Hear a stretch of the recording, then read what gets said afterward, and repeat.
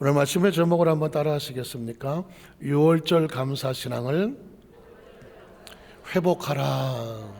6월절 감사신앙을 회복하라. 이런 제목으로 말씀 은혜를 나누기 원합니다. 제가 지난주 설교를 할 때에 이스라엘 백성들의 역사 가운데 많은 사람들이 있지만 결코 잃어버리지 말아야 될 두 명의 샘플로 왕의 이름을 여러분에게 말씀을 드렸습니다. 첫 번째 왕은 안타깝지만 유대 나라를 무너뜨렸습니다. 리더자 하나가요, 잘못 세워지면 나라도 무너집니다. 특별히 하나님의 나라는, 하나님과의 관계가 무너지면 절대로 나라가 설 수가 없습니다. 그래서 그 왕은 어떻게 했을까요? 성전을 무너뜨립니다. 예배가 끊어지도록 제사를 무너뜨립니다. 그리고 감사 제물을 중단시킵니다. 그리고 온 나라에 우상을 섬기는 산당으로 가득하게 하고요. 그래서 그 백성이 하나님과 단절되게 합니다. 하나님을 떠나게 하는 겁니다. 그 나라가 안타깝지만 무너지고 말았습니다. 그래서 그 안타까운 마음으로 부르는 그 왕의 이름이 뭐예요? 방울뱀 소리를 먼저 내셔야 돼. 그 왕의 이름이 뭐라고요? 아하, 쓴데. 그 왕의 이름이 뭐다? 아하스. 제가 이 일을 물론 조커를 남아서 얘기하는 건 뭐냐면, 아하스 왕이 어떻게 해서 그 나라를 무너뜨리고 자신이 무너졌는지를 꼭 알아야 돼요. 이건 이스라엘 역사 속에가 아니라 전 세계 어느 나라든 시대를 초월해서 하나님과의 관계가 무너지고 올바로 서 있는 나라는 없기 때문입니다. 개인의 신앙도 마찬가지입니다. 그래서 그 다음에 왕은 이 무너진 성전을 어떻게든지 수축을 하고 다시 세우고 성전의 성구들을 깨끗이 닦아서 올바른 자리에 있게 하고 제사와 예배가 회복이 되어지고 제물이 온전히 올라가게 하고 이스라엘 백성들이 하나님께로 돌아오게 함으로 말미암아 하나님의 마음이 돌아오기 위해서 몸부림을 쳤던 그 왕의 이름은, 제 여동생 여자친구는 또 뭐예요? 여동생 친구 이름이 뭐라고요? 희숙이야. 희숙이. 나도 희숙이다. 제가 물어보고 싶어서 우리 교회는 희숙이가 하나도 없네. 예. 할 수 없이 그래서 제가 여동생 친구 이름을 빌려오는 거예요. 희숙이야. 이제 안 잊어버리셔야 돼. 희숙이야 왕은 자기 앞대 왕이 나라를 무너뜨린 걸 보고 안 되겠다, 어떻게 하면 이 나라를 되살릴 수 있을까? 왕이 되자마자 성전을 새롭게 수축하는 겁니다. 그리고 예배를 회복을 하고 하나님 백성들을 성결하게 하고 하나님의 서게 하는 겁니다. 이건 이스라엘 역사를 얘기하는 게 아닙니다. 우리 나라를 얘기하는 거고 우리 교회를 얘기하는 거고 저와 여러분을 얘기하는 겁니다. 우리 인생이 하나님 앞에서 온전히 하나님과 동행하며 승리하는 삶을 살기 위해서 예배와 감사와 하나님과의 관계가 성결하게 온전히 됐을 때 하나님께서 그 백성을 향하여 다시 돌아오셔서 히스기야 왕은 이스라엘 역대 왕들 가운데 가장 하나님 앞에 사랑받던 왕 중에 하나라는 것이죠. 자, 그런데 이렇게 예배와 모든 것이 온전히 섰는데 그 다음에 할 게 뭘까? 히스기야 왕은 이스라엘 백성들, 유대 백성을 다 모아놓고 6월절 감사의 신앙을 회복하라고 선포합니다. 다시 말해서 하나님이 명령하신 6월절 절기를 지키라는 것이죠. 우린 첫 번째로 6월절 감사신앙을 지키라고 하는 명령을 보겠습니다. 역대하 30장 1절에 보니까 히스기야가 온 이스라엘과 유다에 사람을 보내요. 또 에브라임과 므낫세에 편지를 보내요. 어떻게 하느냐? 예루살렘 야훼 전에 다 와서 이스라엘 하나님 야훼를 위하여, 누구를 위하여? 하나님 야훼 하나님을 위하여 무엇을 지켜라? 6월절을 지키라고 명령하고 있습니다. 자, 먼저 이제 성전도 회복이 되고 제사나 이 모든 것들도 다 준비가 되어졌습니다. 그러면 그 다음에 하나님과의 관계 속에서 온전히 회복해야 될 게 뭐냐? 6월절을 지키라고 말하는 것입니다. 6월절의 뜻이 뭘까요? 6월절을 하도 수없이 많이 들었지만 6월이란 단어가 사실 좀 어렵죠. 6월 뭐냐? 머물러 넘어가는, 월담한다 뭐 이런 넘어간다는 뜻이에요. 그래서 영어가 곡식을 치울 수가 있습니다. 패스한다고 하죠. 던지는 거죠. 이렇게 패스해봐 하잖아요. 던지는 건데 어디로 던지느냐? 위로 던져. 패스 오버 한다는 것입니다. 위로 던지는 것입니다. 다시 말해서 이스라엘 백성들이 애굽에서 나올 때 10번째 재앙을 첫 태생들을 다 심판하겠다고 말했습니다. 그때 어떻게 이스라엘 백성들은 1년 된 어린 양을 잡아서 그 피로 문설주마다 발라라. 그 피를 볼 때에 내가 패스 오버 넘어가겠다. 심판 가운데 너희를 지키고 보호하겠다. 이게 유월절이거든요. 그러니까 왜 하나님께서는 유월절을 지키라고 했을까? 아마 그 의미를 보겠습니다. 출애굽기 12장 11절로 14절에 보면 너희는 그것을 어린 양을 이렇게 먹을 것이니 허리에 띠를 띠고 발에 신을 신고 손에 지팡이를 잡고 급히 먹어라. 이거는 지금 만찬을 하는 게 아닙니다. 나갈 준비를 하고 언제 어느 때 하나님께서 문을 열면 나갈 준비로 하고 그리고 그 양의 고기를 먹고 대기하고 있는 것입니다. 이것이 야훼의 유월절이다. 그 다음 절을 보면 내가 그 밤에 애굽 땅에 두루다니며 사람이나 짐승을 막론하고 애굽 땅에는 모든 처음 난 것을 첫 태생을 다 쳐서 죽이고 애굽의 모든 신을 내가 심판하리라. 나는 야훼 하나님 너희를 건지는 하나님이다. 그 다음 절에 보면 내가 애굽 땅을 쳐서 심판할 때에 무엇이 그 피가 그 어린 양의 짐승의 피가 너희 문설주에 붙어있는 그 피가 너희가 사는 집에 있어서 너희를 위하여 건져내는 구원의 표적이 되고 증거가 되고 마크가 되고 사인이 될 것이다. 또 그 다음 절에 보면 내가 피를 볼 때 너희를 뭐 하겠다? 넘어가게. 이게 유월인 것이죠. 이게 패스 오버가 되는 거예요. 내가 너희를 넘어갈 것이니 재앙이 너희에게 내려서 멸하지 아니하리라. 자, 그리고 너희는 그날 하루만 유월절이 지나가는 것이 아니라 이날을 기념해서, 기념이 뭘까요? 잊어버리지 않고 생각의 마음에 기록해 놓아서 야훼의 절기를 삼아 영원한 규례로 대대로 뭐 할지어다?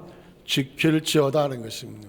그러면 유월절을 지키라는 의미가 뭘까? 아주 중요한 것은 너희가 애굽에서 어떻게 나왔는지, 너의 힘으로 재수가 좋아서 운이 좋아서 나온 것이 아니다. 하나님의 약속과 은혜에 따라서 하나님께서 너희를 친히 건져내신 것이고, 그리고 홍해수는 어떻게 건졌느냐? 하나님께서 열어주셔서 건너온 것이고, 광야를 지나갈 때 너희가 어떻게 건너왔느냐? 광야에서는 어떻게 먹었으며, 밤에는 주인 어떻게 건졌으며, 낮에는 더위는 어떻게 건졌으며, 그 40년 광야 생활 지나면서 너희가 어떻게 행로 중에 하나님이 보호하셨는지 절대로 잊어버리지 마라. 가나안 땅에는 어떻게 들어왔느냐? 너희가 그 가나안 출적성을 물리치고 이 땅의 왕국을 어떻게 세웠느냐? 다시 말해서 지난 과거를 돌이켜보라는 것입니다. 그리고 하나님 베풀으신 은혜를 절대로 잊지 마라. 그래서 매년 그 6월절만 되면 하나님 앞에 나와서 하나님 나의 처음부터 지금까지 나의 삶을 하나님 은혜로 베풀으신 것에 감사합니다. 이걸 잊지 않고 하나님께 드려지는 절기가 뭐다? 6월절 절기라는 것입니다. 제가 이것을 동양적인 사고로 바꾼다고 하면 고사성어에 혹시 들어보셨습니까? 결초 보은. 우리 교회 성도들은 최하 IQ가 150이다. 그래서 뭐 어떤 질문을 해도 막힘이 없다. 결초 보은이라 그러지. 우리가 벌써 이제 나오지 않습니까? 결초 보은이 무슨 뜻이에요? 피차 곤란한 질문은 안 하는 게 좋을 것 같죠. 결초 보은은 초를 이 풀을 묶는다. 보은 은혜를 갚는다. 풀을 묶어서 은혜를 갚는다. 이러면 좀 헷갈리기 시작합니다. 결초보온의 뜻은 알기라는데 유래가 뭘까? 사자성어, 고사성어는 다 유래가 있단 말이죠. 유래가 뭘까 하는데 사실 여러 가지 학설이 있어요. 유래가 있습니다. 근데 그 중에 하나를 보니까 중국 춘추 시대에 한 나라의 그 대신이 있었습니다. 그 대신이 있었는데 나이가 차서 병들어 죽게 됐습니다. 죽을 때가 되니까 갑자기 자기 전처가 먼저 죽고 후처로 젊은 첩을 두게 됐는데, 자기가 죽으면 이 첩을 보통은 순장을 해야지. 순장은 아시죠? 남편이 죽으면 부인을 따라 묻었어요. 요즘 태어나신 거 잘한 거예요.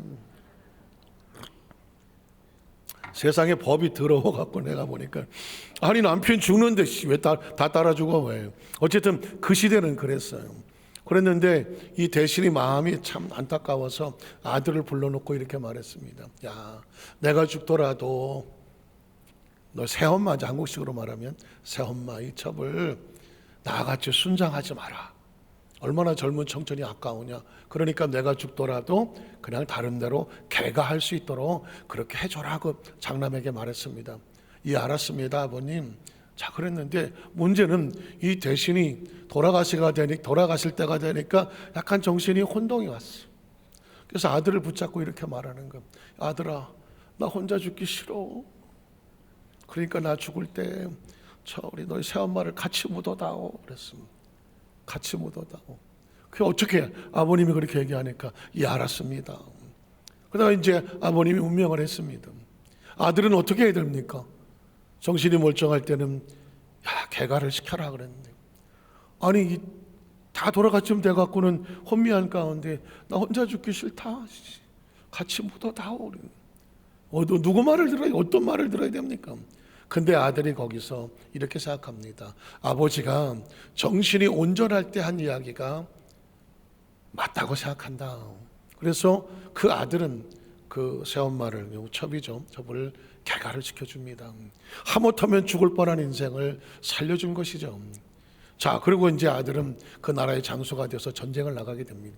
전쟁에 나가서 적군하고 그 적의 장수와 1대1로 막 싸우는 장면이 벌어지는데 갑자기 적의 장수의 말이 뭐에 걸렸는지 그냥 고꾸라지면서 그 적장수도 떨어지고 그래서 이제 이 아들이 그 목을 메고 전쟁에 승리를 하게 됩니다. 무슨 원인인지는 몰라요. 근데 그날 밤에 그 돌아가신 아버지가 꿈에 나타나 이렇게 말하더라는 거죠. 오늘 네가 전쟁에서 장수와 싸울 때에 적장이 뭐에 걸려 넘어지지 않았느냐. 그렇다고 그랬더니 그 너의 새엄마죠, 새엄마. 개가 시켜준 그 새엄마가 그를 살려준 은혜에 감사해서 그 전쟁에 나갔을 때에 그 아들을 위해서 풀을 계속 묶어 주었다는 겁니다. 적장이 넘어지도록 그 오는 길에다가 풀을 묶어 놓았다는 것입니다. 그래서 결국은 그 풀에 걸려서 적장이 넘어졌다. 그래서 나온 고사성어 유래가 뭐냐? 결초보온이다. 자기를 죽음 가운데 살려주었기 때문에 그 은혜를 잊지 아니하고 위험을 무릅쓰고 전쟁에 나가 그 아들을 위해서 적장에 앞길에 풀을 계속 묶어두었다. 물론 하나 유래죠. 유래나 그렇지만 결처보온이란 뭐냐? 지극히 작은 것 하나라도 절대 은혜를 잃어버리지 아니하고 갚는다. 그게 이제 결처보온의 의미를 가지고 있는 거거든요. 그러니까 우리 중국 고상어도 마찬가지지만 우리나라 사람들도 은혜에 대해서는 절대 소홀해하지 말라라는 인식이 강하고 있는 거죠. 그래서 비슷한 의미가 뭐예요? 각골 난망, 뼈에 새깁니다. 이 은혜를 뼈에 새겨서 절대로 잊어버리지 않겠다는 겁니다. 내가 각골난망하겠습니다. 이거보다 더 강도가 심하면 뭐냐? 백골 난망이 있는 겁니다. 내가 죽어서 내 뼈가 해골이 되어 하얗게 되더라도 뼈가 하얗게 되는 거죠. 그렇게 해서 백골이 되더라도 내가 이 은혜를 절대 잃지 않겠습니다. 이게 이제 은혜를 소중히 여기는 사람, 이 동양적인 사상 속에서 표현하는 겁니다. 그러니까 유월절이라고 하는 건 뭐냐? 하나님의 받은 은혜를 절대로 잊어버리지 말고 기억해라 라는 것이 동양적인 사고로 보면 백골이 난망이 되는 거고 결초가 보온이 되는 것이고요. 이게 서양적인 단어로 바뀌어지게 되면 count 블레싱이 되는 겁니다. 네가 하나님께 받은 그 축복을 하나도 잊지 말고 세워서 잊어버리지 말고 세워서 네가 어떻게 은혜 받은 존재인지를 항상 기억하고 살아라.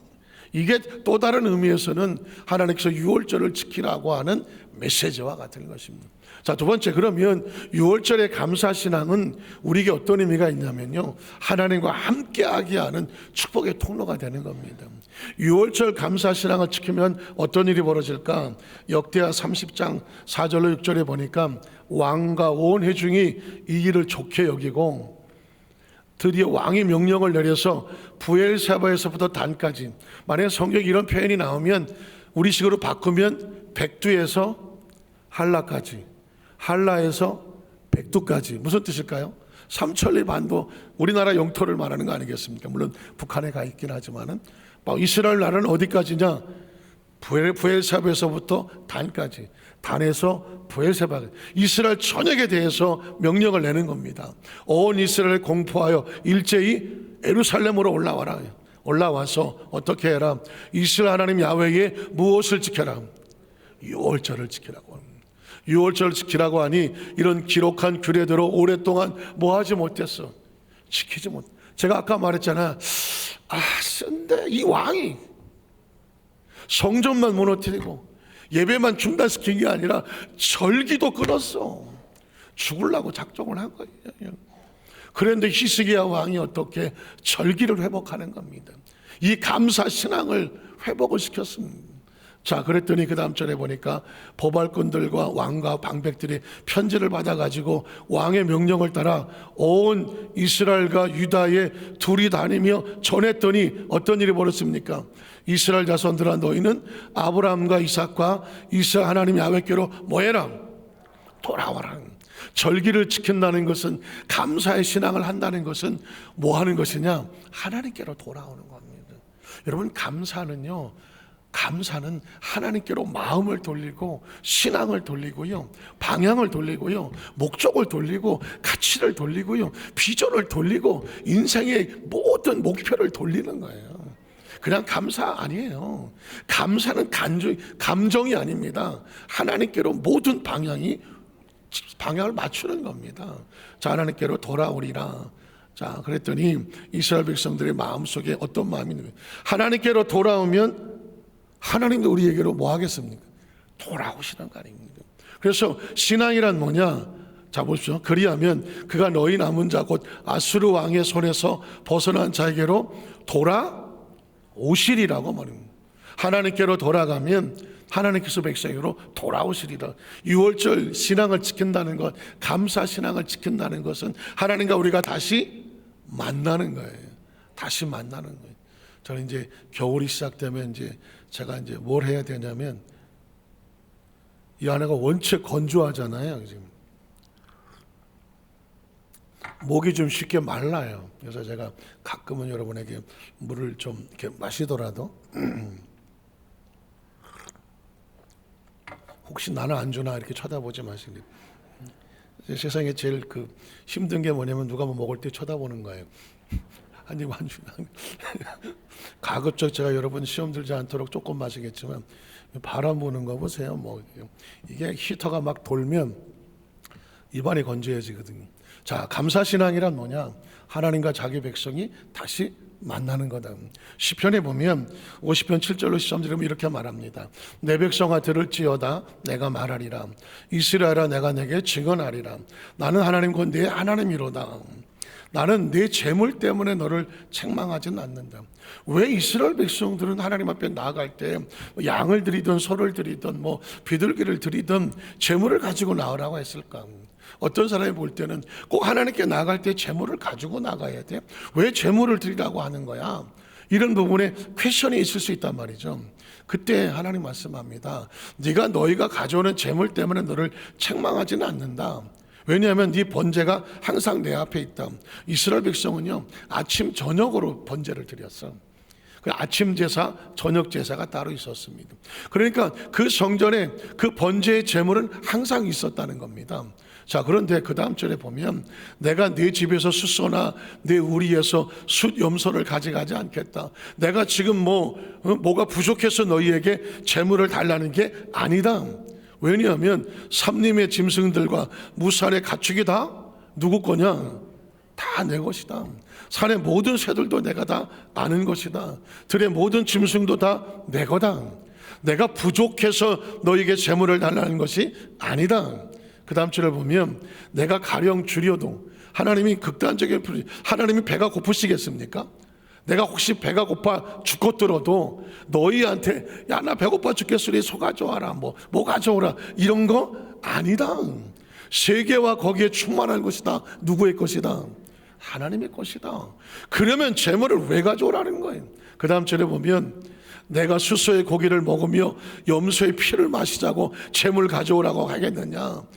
재물의 의미는 뭐냐? 감사에 있는 겁니다. 감사로 하나님께 제사를 드리며 지존하신 이에게 내 소원을 갚으며, 그러면 환난 날에 나를 불러라. 내가 너를 건지리니 내가 나를 영화롭게 하려다. 우리가 하나님께 드려지는 시간, 드려지는 공간, 드려지는 예물, 드려지는 찬양, 드려지는 기도, 헌신, 봉사, 하나님을 향하여 드려지는 우리의 모든 것들은 다 감사의 것입니다. 내가 하나님 앞에 감사로 가지고 나가면 하나님은 우리에게 감사 가운데 만나신다고 말했으니, 하나님을 향하여 계산하고 또 이렇게 하면 이렇게 할게요 계산이 아니라 내가 받은 은혜에 감사하고 나갈 때 하나님 우리에게 어떻게 하신다? 감사로 다가오시는 거죠. 아마 지금 이제 추수감사절이니까 전 세계가 전국적으로, 전 세계적으로 추수감사절을 지킨단 말이죠. 그러면 아마 누가복음 17장에 있는 10문둥이의 이야기가 어느 교회선가는 지금 아마 그 제목으로 설교를 하고 있을 겁니다. 저도 추수감사절 때 그래서 본문 가지고 설교를 한 적이 있으니까요. 그 누가복음 17장에 보면 10명의 문둥이가 예수님을 찾아와서 다윗의 자손이요 가까이 오지도 못하고 다윗의 자손 예수여 우리를 불쌍히 여겨달라고 말합니다. 예수님께서 너희가 나음을 얻었으니 돌아가라 하고 말합니다. 그 문둥이들이 그 말씀을 믿고 돌아갑니다. 돌아가다가 깜짝 놀랍니다. 자기들의 몸에서 문둥병이 고쳐진 것을 보게 되었습니다. 그러자 9명은 정신을 못 차리죠. 문둥병이 나았어. 그래서 자기 고향으로 집으로 돌아가기 바쁩니다. 그런데 한 문둥병 환자가, 나음받은 환자가 돌아옵니다. 예수께로 다시 돌아옵니다. 돌아와서 무릎을 꿇고 주여 나를 고쳐주셔서 감사합니다. 내가 이 문둥병에서 나음을 얻었습니다 라고 감사를 고백을 합니다. 그랬으면 예수님이 그래 아유 너밖에 없구나 가라 그럼 그만이잖아요. 그런데 예수님은 다르게 말을 합니다. 아니 나음을 얻은 자가 10명이 아니냐. 어떻게 되지? 그 10명 가운데 나머지 9은 어디로 가고 너만 혼자 와서 하나님 앞에 영광을 돌리고 있느냐. 그래서 나온 말씀이 저 유명한 나머지 9은 어디 있느냐라는 것입니다. 저는 올해 그 말씀을 묵상을 하다가 하나님 예수님께서 10명의 문둥병을 고치신 치유 사역이고 그 중에 하나가 돌아왔기 때문에 그냥 그 하나를 기특히 여겼나 보다 그랬는데 이건 치유 사역의 핵심이 아니었어요. 10명은 다 나음을 얻었어. 그런데 예수님은 기다리고 있는 거야. 누굴 기다리고 있습니까? 은혜 받은 것을 기억하고 돌아와 감사할 줄 아는 자를 기다리고 있었던 거죠. 그리고 그 한 명이 왔을 때 예수님은 왜 너 혼자냐고 묻는 겁니다. 마땅히 감사해야 될 사람이 왜 보이지 않느냐고 예수님은 묻고 있는 것이죠. 그러고 보니까 이 10명의 문둥이를 치료한 사역은 치유 사역보다 더 중요한 건 뭐냐면 너희가 받은 은혜에 감사할 수 있는 그 심령을 하나님이 찾고 계신다는 것입니다. 그래서 감사하게 이스라엘 백성들아 유월절로 모이라. 왜? 하나님이 그래야 너희 가운데 돌아가시들로 모이지 않겠느냐. 오늘 저와 여러분이 하나님 앞에 가는 그 순간까지 저는 간절하게 원하는 게 우리 요도수 만삭교회 성도들은 천국 가는 그 순간까지 그 은혜에 잊지 아니하고 설레이며 그 뜨거운 마음으로 하늘 날아가는 순간까지 지켜내시는 저와 여러분 되시기를 주의 이름으로 축복합니다. 아무리 큰 은혜를 받아도요 사람이라는 게 시간이 지나면 또 잊어버립니다. 지나버려요. 그리고 아무리 큰 은혜를 받았다고 할지라도 그 은혜를 간직하며 살아간다는 게 쉽지가 않아요. 오죽하면 세상에 이러잖아요. 자기가 받은 은혜는 물에다 떠나버리고 그냥 가지고 있는 원한만 돌에다 새긴다고 말해요. 절대로 내가 안 잊어버린다.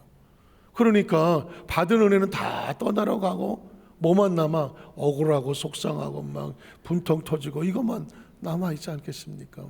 그래서 저는 우리 여도수 만살교회 성도들은 하나님 끝까지 변질되지 아니하고 받은 은혜 잊어버리지 않고 은혜를 잊어버리지 않으면요, 은혜가 우리 가슴을 설레게 하잖아요. 은혜를 잊어버리지 않으면 어떻게 하면 내가 은혜를 갚지? 늘 거룩한 고민을 하게 되잖아요. 은혜를 받아 잊어버리지 않으면 누군가 내가 어떤 걸 맡겼을 때도 내가 자원해서 기쁨으로 하고 싶어 하잖아요. 은혜를 잃어버리면 뭘 못했기면 그걸로 내가 해. 다른 사람 시켜요. 눈깔 코에 길게 뜨면서 하지 않겠습니까? 감사의 신앙을 지키는 것은 결국은 누굴 지키냐면 나를 지키게 되는 겁니다. 그래서 마지막 세 번째를 보면 이 6월절 절기를 지키라고 온 이스라엘 선포를 했습니다. 하나님께로 돌아와라. 잊지 말고 돌아와라. 그리 하나님이 돌아오시지 않겠느냐. 그랬더니 두 가지 반응이 나오더라고요. 첫 번째 반응은 뭐냐면 아이고 그 언제 때 절기를 지키라는 거야. 그거 옛날에 고리짝에 호랑이 담배 필 때 우리 조상들이 애굽에 있을 때 나왔다는 거 그거야. 그거 지금 우리더러 지금까지 계속 지키라고? 난 바빠서 난 싫어. 또 절기를 지키고 또 감사하고 난 신기하지 않습니까? 이스라엘 백성들이고요, 자기 조상들이 그 은혜를 입었어요. 그런데도 보니까 10절에 보니까 이러고 있습니다. 보발꾼들이 에브라임과 므낫세 지방 각 성읍으로 두루 다녀서 스불론까지 이르렀으나 사람들이 그들을 오히려 조롱하고 비웃었습니다. 여러분 참 쉬운 게 아니에요.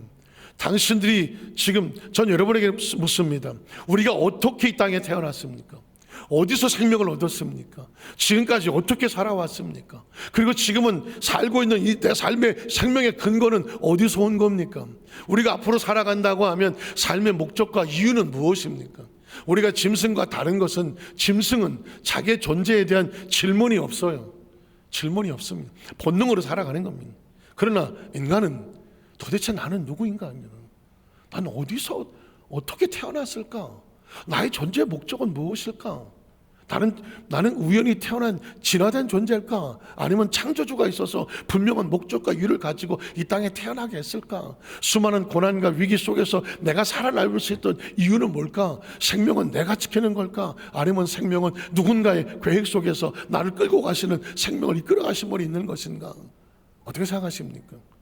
여러분, 오직 예수를 믿고 하나님의 자녀된 주의 백성들은 늘 이걸 잊지 말아야 되는 것이죠. 그러면 우리는 하나님이란 존재를 기억하면 반드시 다 할 게 뭐예요? 감사와 은혜인 겁니다. 그러나 하나님을 잃어버린 사람들은 감사와 은혜 앞에서 이거 말도 안 되는 소리 조롱하고 비웃는 것입니다.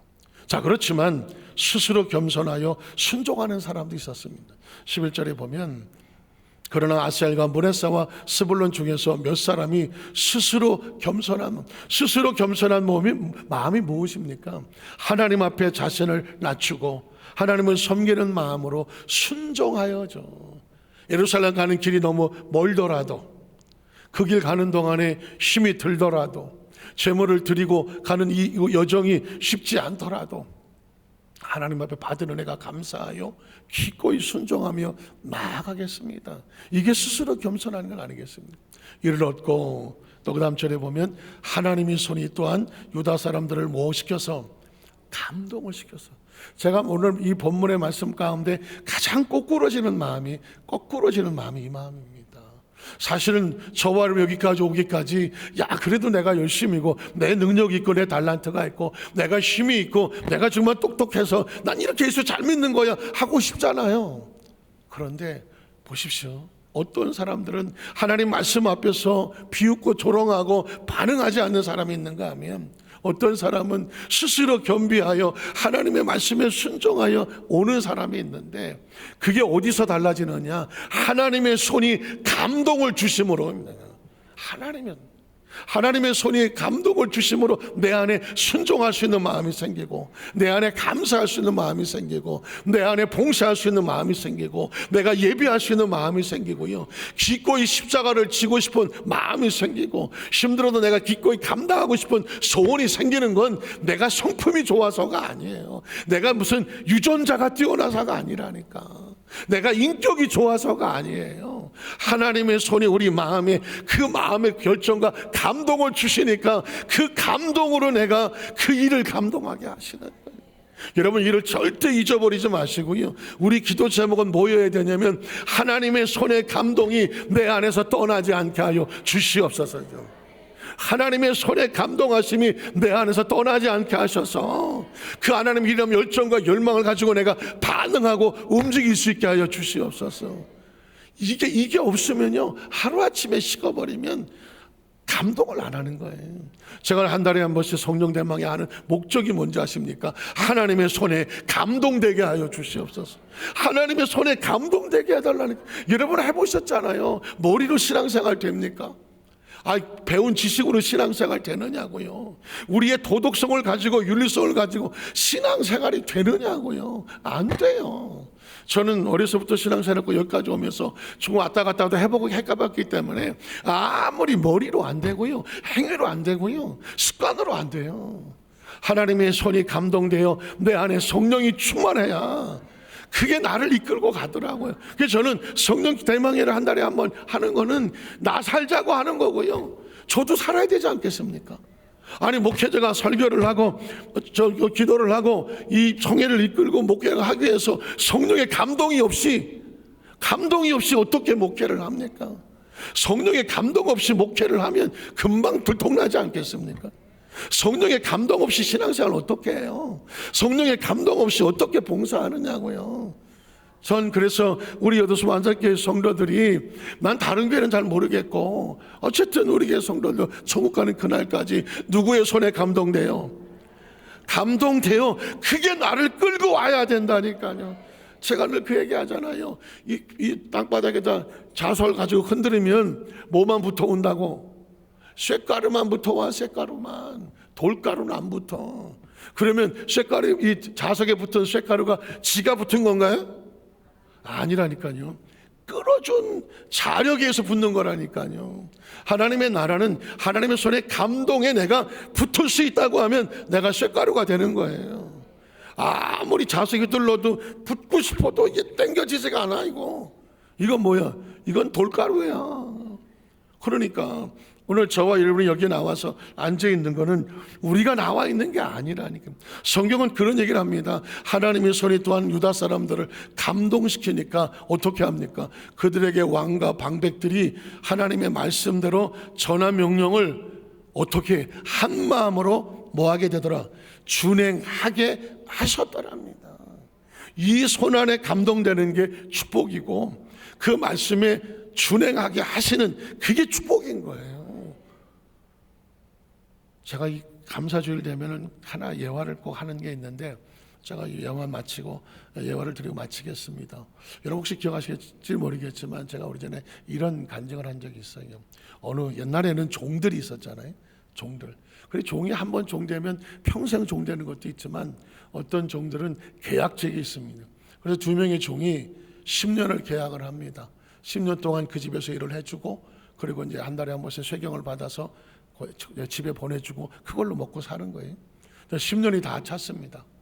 이제 내일이면 나가요. 이제 계약이 다 끝나요. 그러면 오늘 저녁은 어떻게 되겠어요? 그동안 고생했으니까 푹 쉬어라, 자고 싶잖아요. 근데 갑자기 저녁이 됐는데 주인이 와서 볕단을 한 잔씩 던져주면서, 내가 당장 내일 필요한 새끼줄이 있는데 이걸 좀 꼬아달라고 말하는 겁니다. 여러분 같으면 어떻게 하시겠어요? 10년 동안 기꺼이 열해놨는데 부려먹고 다 먹어놓고 말이야. 내일 나가는데 오늘 밤에 잠도 못 자게 볏집단을 갖다 주고 새끼줄 좀 꼬달라고, 꼬아달라고 말하는 거죠. 꼬아달라고, 이 발음을 잘해. 꼬아달라고 말하는. 그러니까 한 사람은 생각하기를, 둘 다 별로 썩 기분은 좋지 않죠. 왜 저러실까? 그러다가 한 사람은 이렇게 반응합니다. 지난 10년 동안 그래도 이 집에서 일을 하면서 내가 세경을 받아서 우리 가족 식구들과 다 잘 먹고 살지 않았나? 이제 내일이 마지막이지만, 오늘이 마지막이지만 주인이 얼마나 급하면 저렇게 부탁을 할까?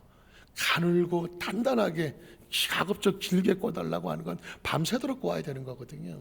그래서 그러면 주인을 위해서 내가 감사하는 마음으로 마지막 작품 하나 만들자, 그러면서 새끼줄을 꼬은 겁니다. 그런데 또 한 사람은 생각하기를, 나 10년 동안 부려먹고 내가 또 난 저렇게 또 좀 야박한 주인은 처음 봤네. 지가 필요하면 지가 꼬든가 하지, 이제 난 끝인데. 그러면서 할 수 없이 앉아갖고 하다가 막 두꺼워지면 대충 해놓고 그냥 잡니다. 아침이 돼서 이제 주인이 왔어요. 마지막 인사를 하는데 자네들이 가져온 그 새끼줄 좀 가져오게 했더니 이제 가져왔습니다. 가져왔더니 내가 사실은 10년 동안 일을 열심히 해준 것에 감사해서 물론 충분한 대가를 지불했지만 내가 마음이 자네들을 위해서 선물을 해주고 싶은데 자네들이 온 그 새끼줄을 가지고 광으로 가세. 광으로 가서 내가 그 새끼줄에 들어간 것만큼은 자네들에게 다 줄 테니까 마음껏 끼워서 가져가게 해요. 그러니까 그냥 갑자기 두 사람이 눈물을 흘리지 않습니까? 한 사람은 너무 감사해서, 왜냐하면 가늘고 길게 단단하게 꼰 사람은 그냥 계속 들어가는 거야. 계속 얼마나 감사해. 그런데 대충 꼬던 사람은 걔도 울어. 왜 울까요? 진작 얘기하지, 안 들어가. 이게 하도 두껍게 꼽아갖고. 그래갖고 한 사람은 잔뜩 해서 감사하게 가고, 한 사람은 그냥 날 저물 때까지 하나도 못 가져갔다. 그 이야기는 유초등 아이들도 뭐 할 만한 이야기인데, 이 주는 얘기가 뭡니까? 감사는요, 누군가를 위해서 막 드리는 것 같잖아요. 감사하니까 뭐가 내가 하는 것 같잖아요. 그런데 감사의 결과는 누가 받는다? 나한테 돌아온다는 겁니다. 나한테. 마지막 최후의 이해 못하는 상황까지라도 감사의 고백을 가지고 새끼줄을 꼬아놓았더니 그게 나에게 복이 되어 돌아오는 것입니다. 말씀을 정리하기 원합니다. 이게 성경적인 법칙입니다.